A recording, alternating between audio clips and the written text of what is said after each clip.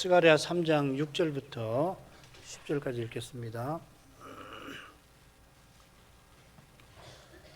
여호와의 사자가 여호수아에게 증거하여 가로되 만군의 여호와의 말씀에 네가 만일 내 도를 준행하며 내 율례를 지키면 네가 내 집을 다스릴 것이요 내 뜰을 지킬 것이며 내가 또 너로 여기 섰는 자들 중에 왕래케 하리라.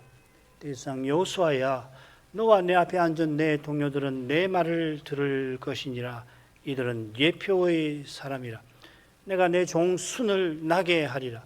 만군의 여호와가 말하노라. 내가 너 여호수아 앞에 세운 돌을 보라. 한 돌에 7 눈이 있느니라. 내가 새길 것을 새기며 이 땅의 죄악을 하루에 제하리라. 만군의 여호와가 말하노라. 그날에 너희가 각각 포도나무와 무화과나무 아래로 서로 초대하리라 하셨느니라. 넷째 이상에서 여호와께서 스가랴에게 대제사장 여호수아에 관한 이상을 보여주셨습니다. 이상입니다.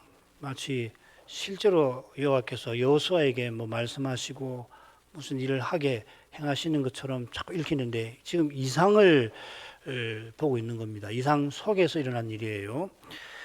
여호와의 사자 앞에 여호수아가 서 있고 그의 우편에 사단이 그를 대적하였습니다. 사단이 대적한 이유는 대제사장이 더러운 옷을 입은 사실이죠.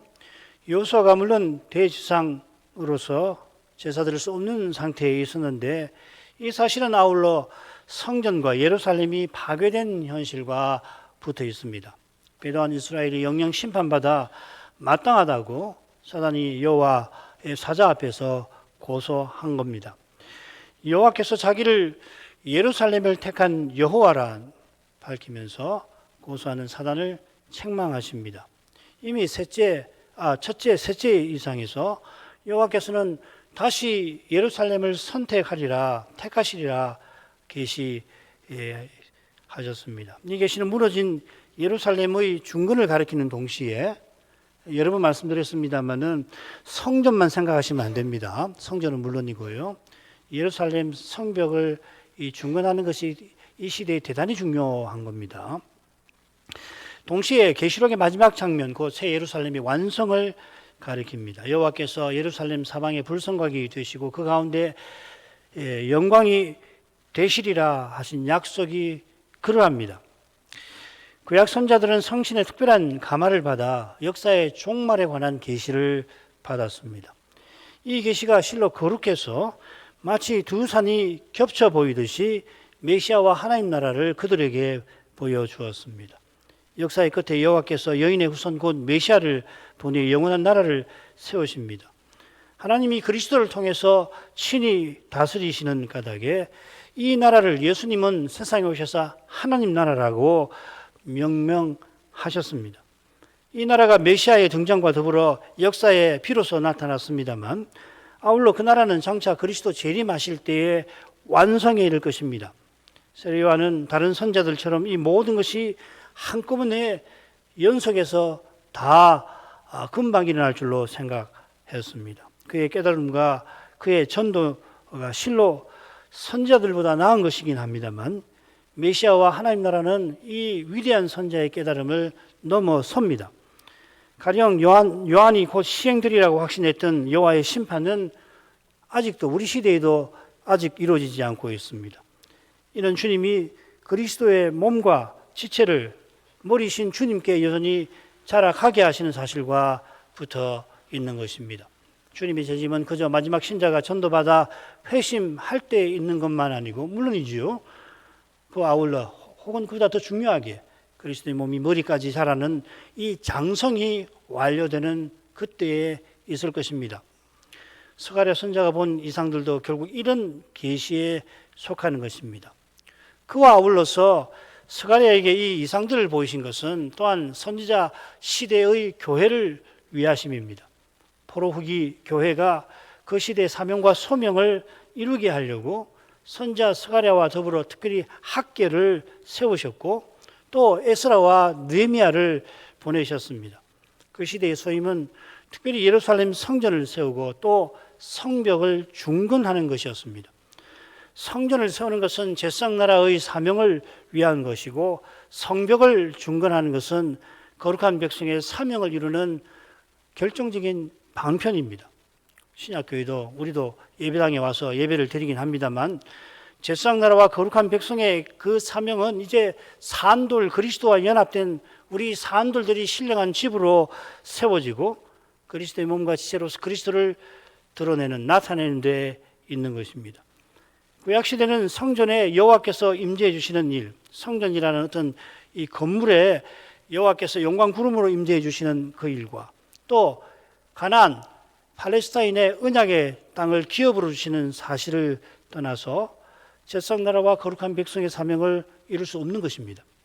이런 점에서 대제사장 여호수아와 총독 스룹바벨은 오실 메시아의 예표로서 그 시대 포로 이후 특별히 포로 직후 시대의 소임을 이루는 데 중요한 직분자입니다. 이 넷째 이상의 대제사장 여호수아가 나왔는데 다섯째 이상에서는 스룹바벨도 함께 등장할 것입니다. 여호와께서 사단을 책망하신 후 대제사장에게 아름다운 옷과 정한 관을 입혀주셨죠. 그때 여호와의 사자께서 서 계셨는데 스가랴와 그 시대 백성에게 필요한 말씀을 7절에 전해 주십니다. 밑에 그 다섯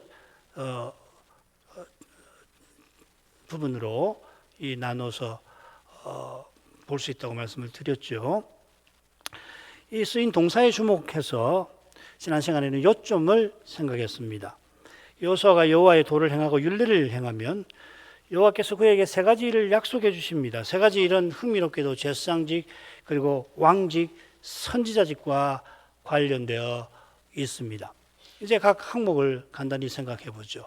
만군의 여호와께서 아름다운 관과 옷과 정한 관을 입힌 여호수아에게 내 도를 준행하라고 요구하십니다. 네가 만일 내 도를 준행하면 하신 것은 너는 내 도를 준행하라 명하신 거죠. 이게 언약의 의무라 할 것입니다. 내 도, 길들이란 말입니다. 내 도는 스가랴 머릿말과 그리고 머릿말에 나오는 악한 길들, 우리의 길들과 대조를 이룰 것입니다. 이스라엘이 여호와의 길에 행하지 않고 자기의 길, 곧 악한 길로 행한 탓에 멸망해서 열방에 흩어졌습니다. 흩어진 이스라엘을 포로에서 돌아오게 하신 여호와께서 백성을 대표하는 대제사장에게 내 도를 준행하라, 곧 내 길들에 행하라 하십니다. 내 길이라고 되어 있는데 도라고 한자말을 새긴 것은 아마도 제사장이 행할 바를 가르치는 그 말씀을 염두에 둔 번역일 것 같아요. 이 도라는 말에는 길 이외에도 사상, 이치라는 뜻도 있지 않습니까? 지금 주의 율법과 말씀을 길이라고 하신 건데 이 길은 분명히 목표로 이어지는 그러한 길인 것입니다. 그러니까 우리가 하나님의 율법에서 이 길을 봐야 되는 거죠. 이 길이 가리키는 목표를 늘 염두에 둬야 되죠. 달리 말하면 율법과 말씀은 하나님 나라와 메시아를 가리키죠. 모세의 율법은 이 메시아와 특히 하나님 나라의 청사진이다 이렇게도 이야기하잖아요. 그 청사진이란 말은 목표를 보여주는 거거든요. 그러니까 개개의 율법을 행하느냐 마느냐 물론 그 중요합니다만 더 중요한 것은 그 율법에 담겨 있는 목표, 길을 봐야 하는 거죠. 메시아 길이고 그분이 동시에 목표가 되시잖아요. 그게 오직 그리스도가 전부이시다는 고백하고 딱 붙어 있는 거란 말이죠. 구약도 기독교라고요. 메시아교라고요. 영원히 하나님을 가까이 하며 그 다스림 아래 사는 것이죠.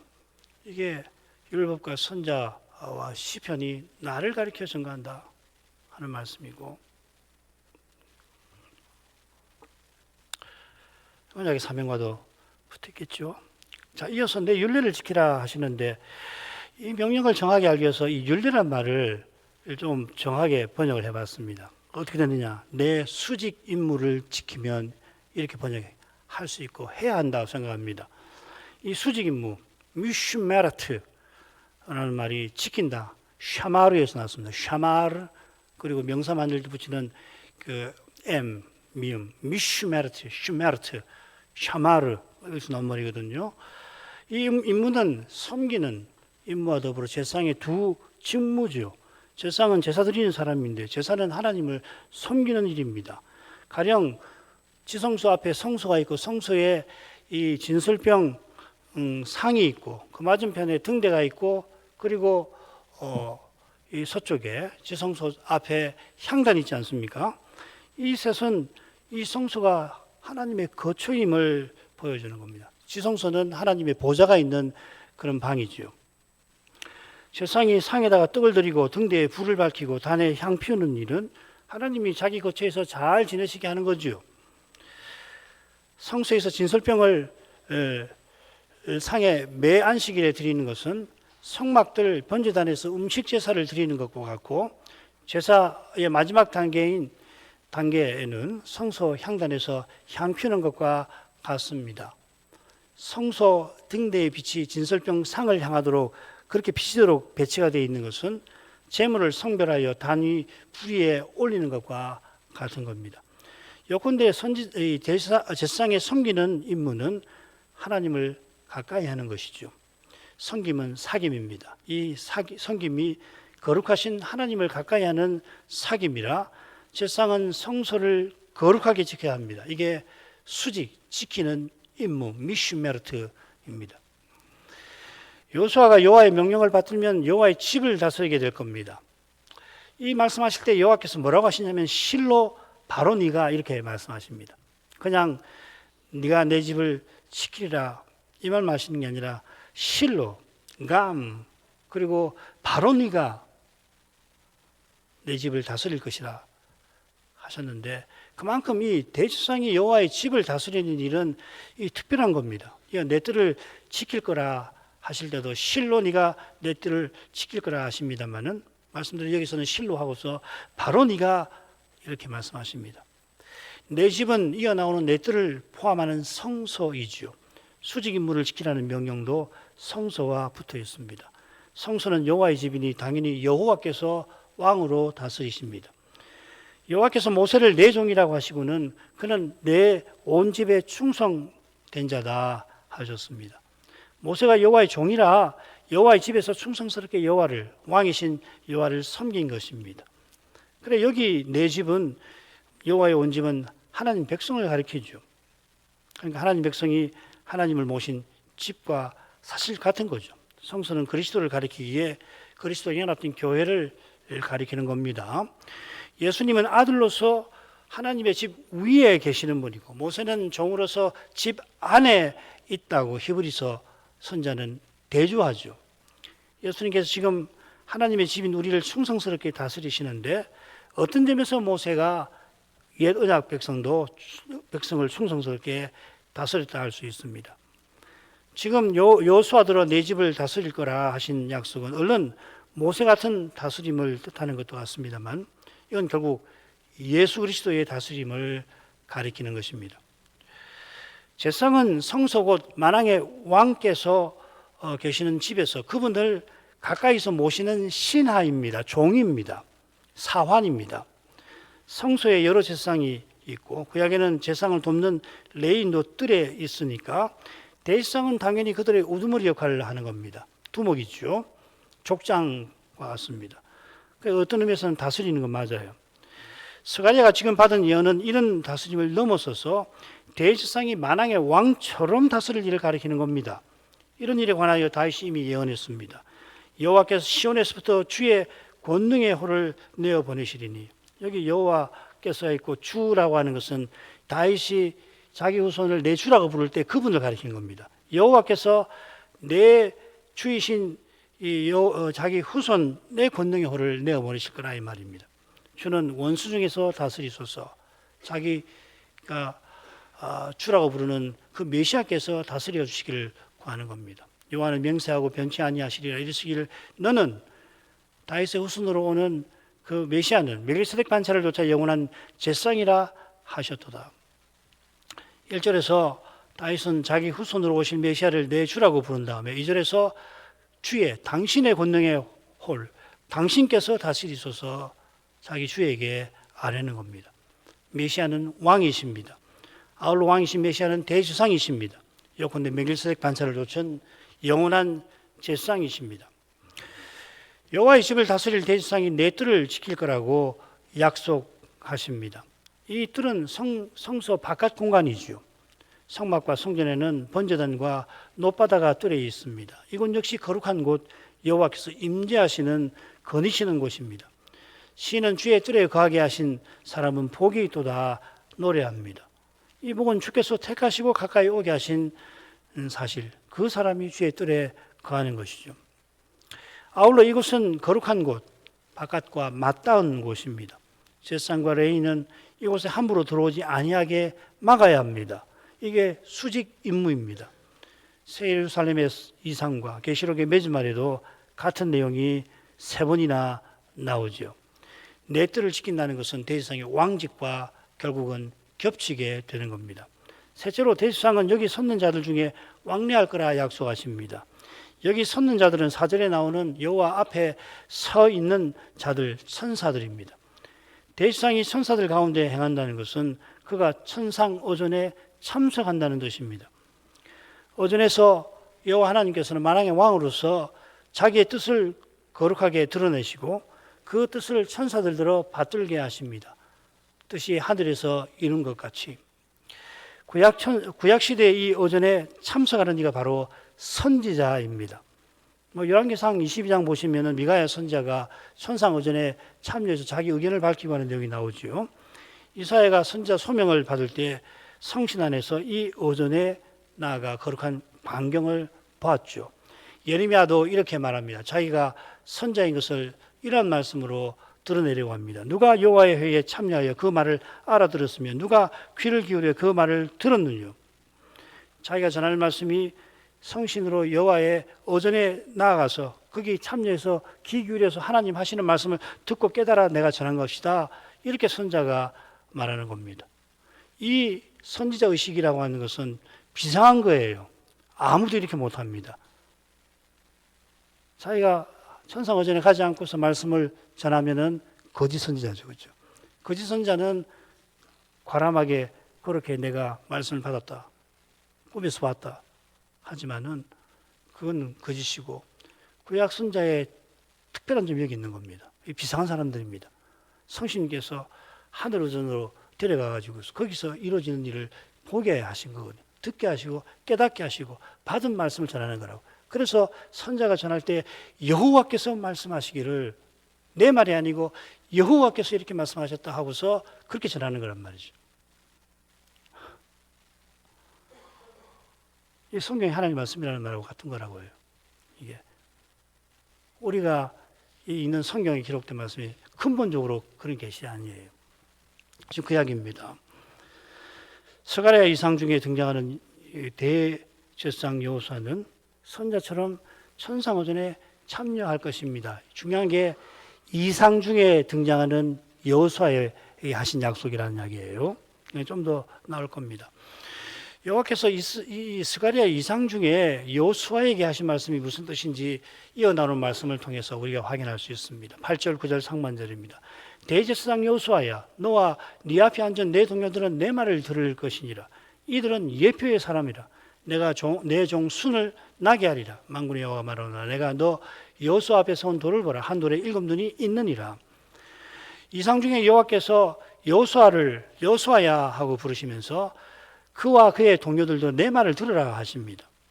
그러면 지금 여호수아 앞에 앉아 있는 그의 동료들이 누군가 생각해야겠죠? 이들은 여호수아 앞에 앉아 있는 것처럼 여호와 앞에 서 있는 천사들과 구별되는 존재입니다. 지금 여호와께서 현실에서 여호수아에게 직접 말씀하시는 게 아니듯이 이상 중에 여호수아 대제사장 앞에 그의 동료들이 앉아 있는 겁니다. 실제가 아니고요. 그 앉아 있다는 게 참 의미심장하지요. 그들은 아마 제사장들일 거고 저는 이 여호수아를 이은 대제사장일 거라고 생각합니다. 그러니까 역사에서는 실제로 일어날 수 없는 일이죠, 그죠? 여호수아의 죽든지 죽기 전에 대제사장을 세우는 법이고 여러 동료들은 결국 앞선 대제사장이 죽고 난 다음에 서는 건데 지금 이상이라는 거예요, 이상. 이상 중에서 신기한 걸 보여주시는 건데 여호와께서 이상 중에 대지상 여호수아를 등장시켜 놓고 그에게 말씀하시는데 그의 동료들에게 함께 말씀하신다고요. 아시겠죠?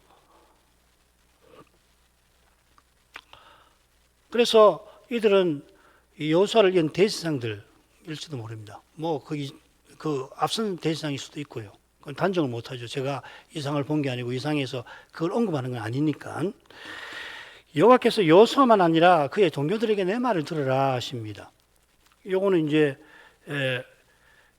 바로 앞에 여기 섰는 자들 중에 왕렬이라는 약속하고도 붙어 있는 거죠. 그죠? 선지자.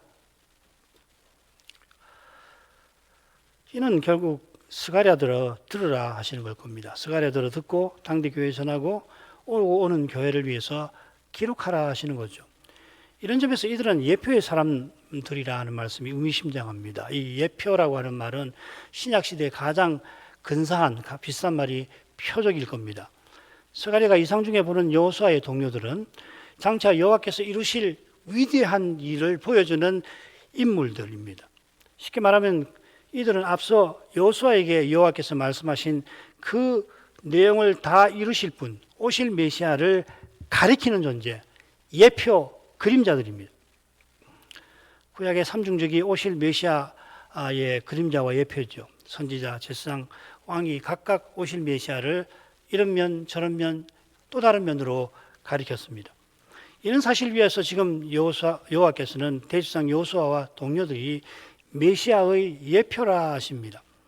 좀 더 구체적으로 장차 대지상이 여호와의 길에 행하고 수직 임무를 지켜서 왕과 제사장과 선자의 직무를 한꺼번에 영원히 행할 거라고 하시는 것처럼 장차 오실 메시아가 언약을 다 이루어서 영원한 중보자 되실 것이라 밝히신 겁니다.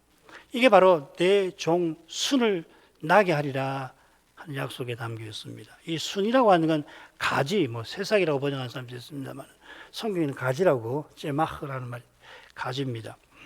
이 순이라는 신비한 존재가 밤의 이상 다섯 번째, 밤의 이상 그 다음에 6장에 한 번 더 나올 것입니다. 6장 12절 13절. 이분은 여호와의 전을 건축하고 영광을 얻어서 그 위에 앉아 다스릴 것입니다. 그러니까 스가랴 시대에 여호수아에게 해당되는 내용 아니죠. 이 예언은 바로 다윗 언약의 요약이기도 합니다. 역대상 17장 12, 14절. 저는 나를 위하여 집을 건축할 것이요 나는 그 위를 영원히 견고하게 하리라. 내가 영영이 그를 내 집과 내 나라에 세우리니 그 위가 영원히 견고하리라 하셨다 하라.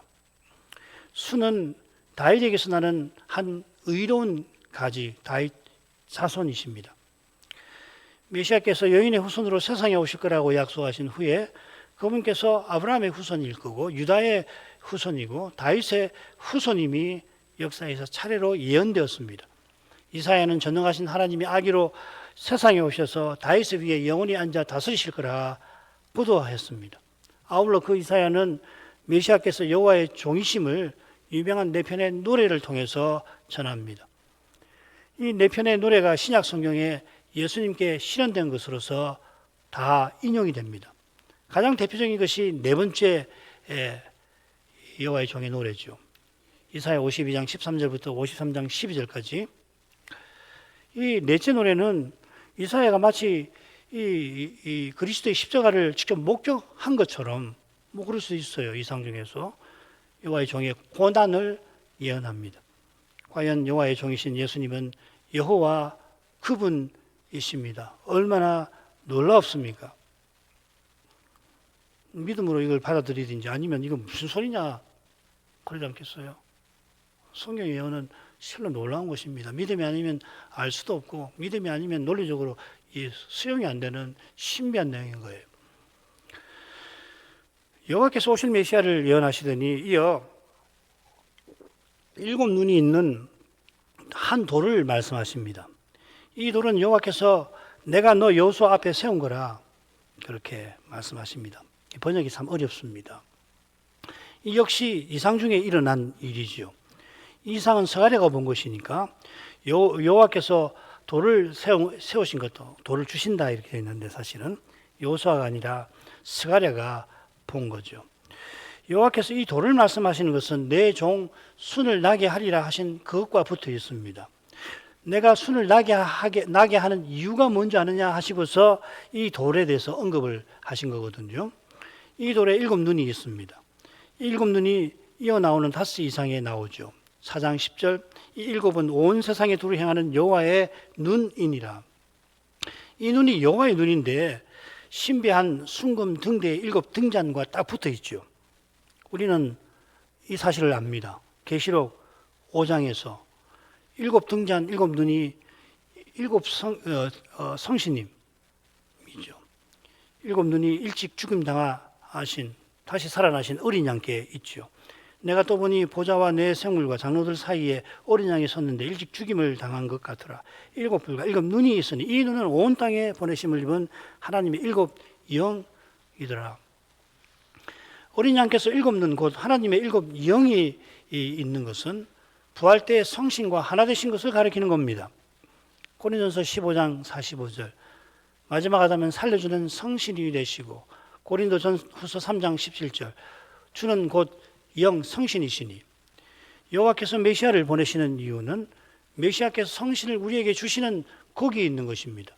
성신을 주시되 어떤 분으로 주시냐면 그리스도의 영으로 주셔서 우리가 그리스도의 몸과 지체 되는데 그래 우리를 통해서 주님이 자기를 드러내고 나타내시는 바로 거기에 있는 것입니다. 이런 주제가 9절 하반절 10절에 나올 겁니다. 자, 이런 내용들에 비추어서 가장 어려운 내용 주제를 간단하게 생각해 보죠. 여호와께서 여호수아 앞에 세우신 돌 원문대로 그대로 번역하면 여호와께서 여호수아의 얼굴에 주신 돌 이렇게 되어 있는데 이게 굉장히 어려워요. 2가지 큰 해석이 있습니다. 하나는 이 돌을 성전의 기초석이라 보는 거고 다른 학자들은 대지상의 금패라고 봅니다. 학자들이 제시하는 근거가 뭐 얼마나 있겠습니까? 시간상으로도 또 내용상으로도 사실 매우 설명하기 벅찹니다.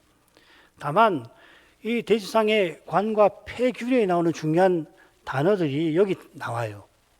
뭐 주신다, 얼굴, 이마, 그리고 그 다음에 이 죄가라고 하는 말, 특별히 아울러 앞달락에 대지상에 정한 관이 언급되어 있는 그 문맥을 고려할 때에도 정관관에 둔 폐로 보는 것이 보석이라고 생각하시면 됩니다. 이 돌이 에벤 돌인데 그게 금이나 이것도 보석이잖아요. 이런 해석과 더불어서 하나의 돌 위에 7 눈이 있다는 것은 돌 위에 7 눈이 새겨져 있는 게 아니라 7 눈이 이 돌을 보고 있다는 이야기입니다. 에스라 5장 5절을 참고하시면 됩니다. 거기는 그렇게 번역이 되겠습니다. 눈이 있다라고 하는 건 그 눈이 본다라고 하는 뜻입니다. 굉장히 어려운 내용인데 제가 만약에 시간이 나면 이 근거를 요약해서 올려드리도록 하겠습니다. 강서 시간에 이야기가 너무 많아서 그 정도로 하시고 바로 마지막으로 하죠. 내가 새길 것을 새기며 이 땅에 죄악을 하루에 제하리라. 만군의 여호와가 말하노라. 그날에 너희가 각각 포도나무와 무화과나무 아래 서로 초대하리라 하셨느니라. 새길 것을 새기겠다 하셨습니다. 대지상의 이마에 두르는 패는 여호와께 성결이라고 새겨져 있습니다.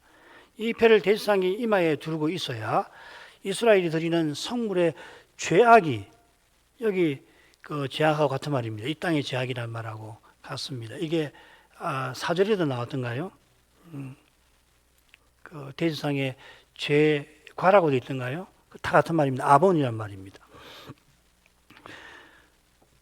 그래 여호와께서 제사를 받으시는 겁니다. 출애굽기 28장 38절 이 패가 아론의 이마에 있어서 그로 이스라엘 자손의 거룩하게 드리는 성물의 죄건 죄악을 담당하게 하리라. 그 패가 아론의 이마에 늘 있으므로 그 성물을 여호와께서 받으시게 되리라. 인생이 타락해서 이마에 땀이 흘러야 비로소 음식을 먹는데 그 저주를 상징하는 땀이 흐른 이마에 여호와께 성결이라고 하는 패를 붙이게 하신 겁니다. 여호와께서 내 종 순을 나게 하시고 그가 7 눈이 있게 하실 때에 이 땅의 죄악을 하루에 제하실 것입니다. 이는 아론 대지상이 대속죄일에 드리는 속죄제 드리는 매년 드리는 것과 다르죠. 앞선 단락에서 대지상 여호수아가 더러운 옷을 입었는데 예루살렘을 택하신 여호와께서 그의 죄악을 제거해 주셔서 그가 제사 드릴 수 있게 하셨습니다. 그가 드리는 제사가 가리키는 온전한 속죄가 여호와께서 장차 나게 하실 자기 종 순을 통하여 이루어 주실 것입니다.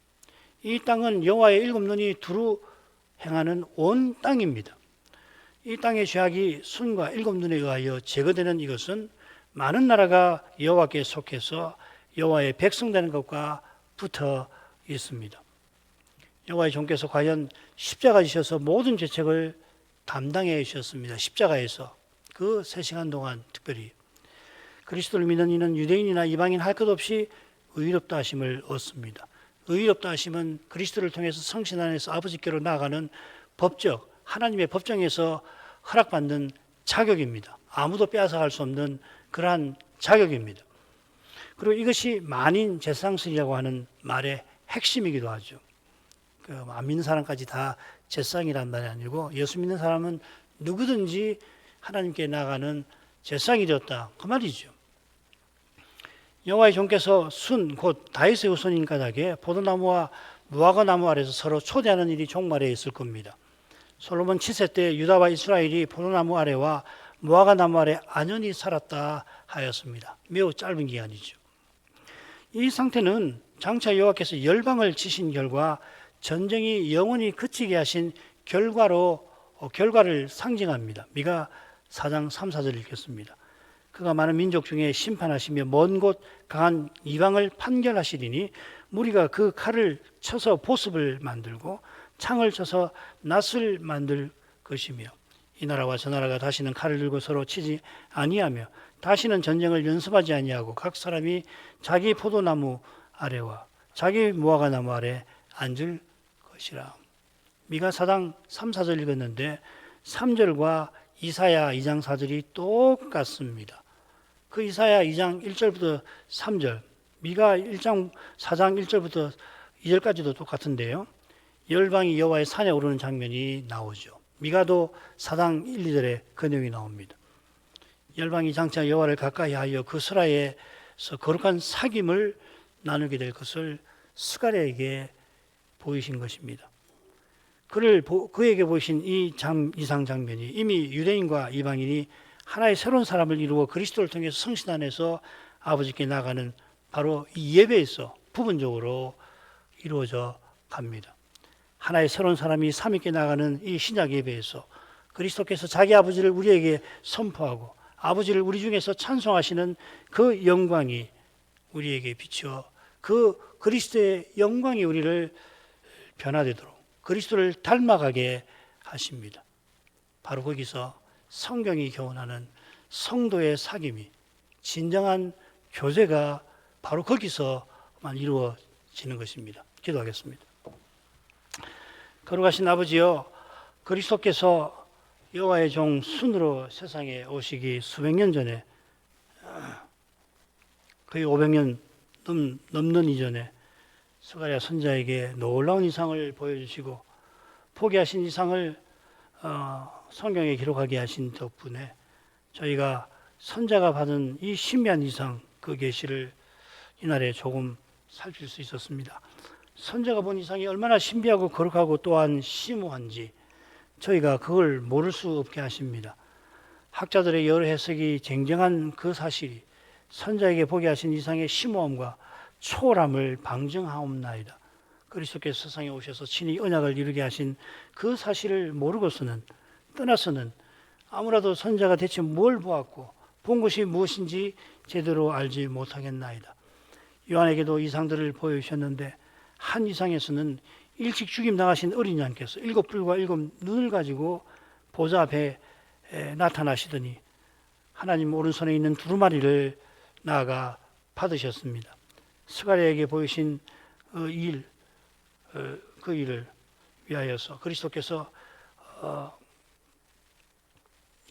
십자가에 못 박혀 돌아가심으로 스가랴에게 보이신 이 여호와의 종 순과 7눈이 있는 돌에 관한 그 예언이 그리스도의 십자가와 부활로 성찬과 성신 보내주신 일로 성취되었습니다. 되게 하시나이다.